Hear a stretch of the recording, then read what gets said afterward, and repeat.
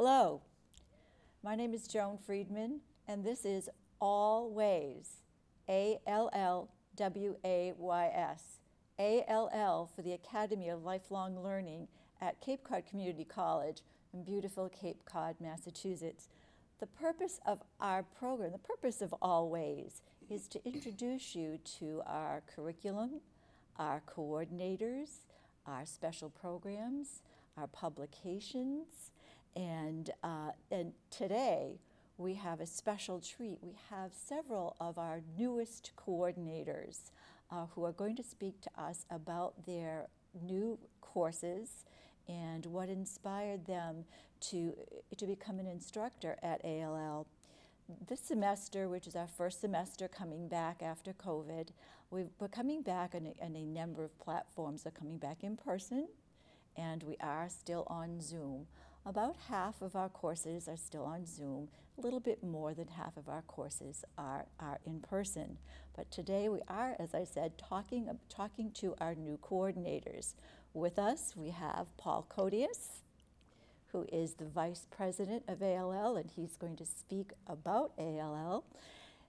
Carol Coteus, who's a new instructor, and Carol's course was Chef for a Day. She's going to talk to us about her course and what inspired Chef for a Day. And Joan Dwelly, another new instructor who has a great deal of interest in nature, and his new course is The Butterflies of Cape Cod, which I hear is absolutely beautiful. So, Paul, could you start us off, please? First of all, I want to thank the three of you for coming. I can't tell you how appreciative that I am to have you here, and I'm looking forward to hearing about your inspirations for your courses. Paul? Thank you, Joan. I'm the Vice President of the Academy for Lifelong Learning here on Cape Cod. The organization is 35 years old. It's nearly all volunteer. We have a single employee. It's at times been as almost 800 people enrolled and well over 100 classes. We're currently in our fall semester. We've got about 4 weeks to go. We are running about 70 classes. We've got 400 plus people enrolled. A number of new people. We're kind of just getting back to campus after being on Zoom for 2 years. And it's a really exciting time for me, because when I joined ALL, I was just preparing my first class, and I attending classes and really excited to do it, and then the pandemic hit, and I never did get a chance to teach that class online. It was all Zoom. So finally, we made it back. I do a current events class in climate change, but it's been very interesting how to adapt to our new reality. And we're looking at all kinds of things. Of course, in-person classroom has always been there, and we do that with reduced people and spacing, and some are wearing masks and things.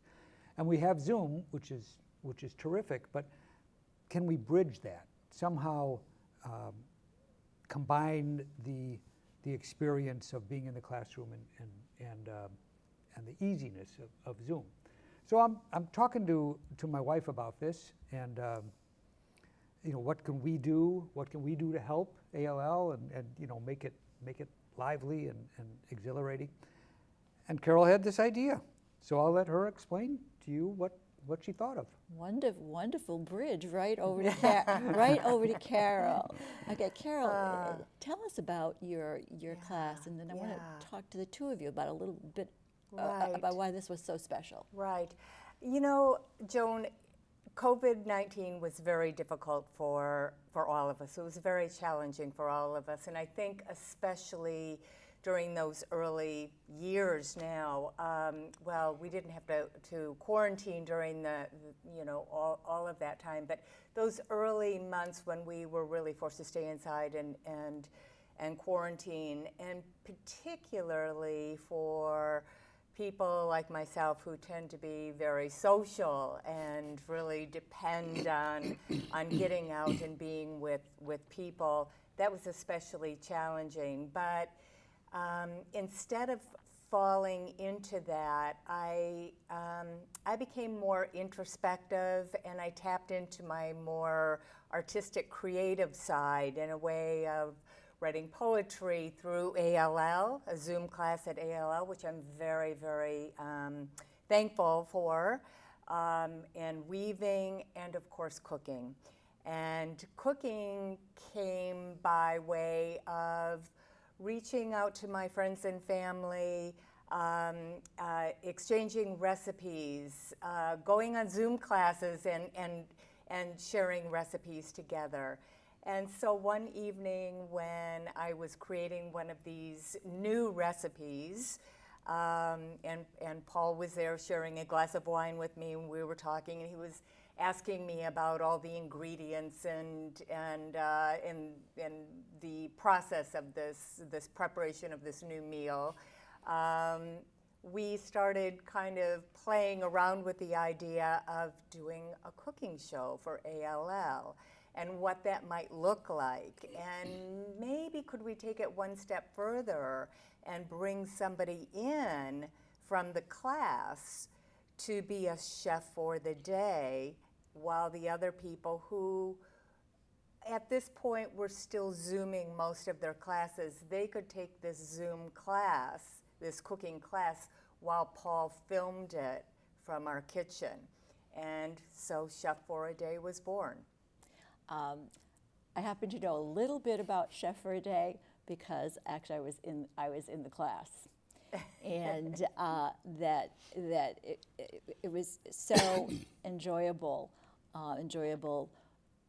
primarily because of Carol and Paul and just the ease that they had. But what I found, the difference between Chef for a Day and any other cooking show that you might watch, say, on television, was that we were on Zoom, so that we could talk to each other, and if we had questions, we could ask. Yes. Has anybody tried this? Or, I'd really like to be able to buy that pan. Where could I buy that? Right. And because it was on Zoom, we could all help each other. Yes. And so that it was not like sitting down and watching a cooking show on television. Right. The other thing that Carol and Paul did was that they brought in this new technology into ALL, and that was just broadcasting from home. And Paul, did you want to talk a little bit about that? Well, we compared to where we are right now, I ordered a little tripod from Amazon. Could extend quite high. Yeah. And I had a little webcam. It was about this big, sitting on top. But it was interactive. I could zoom in on that pot of boiling water, and I could ask the class, have you seen enough of this boiling water? And we should back off. Carol could explain a little bit more. Everybody was given the recipe ahead of time. That's right. So if you wanted to, you could actually cook along, and some people did. I think, Joan, you cooked along in the first class, no? No, you did not. I cooked okay. after. I see. I sat and learned, and then I did after, which was another good thing because we could talk about it.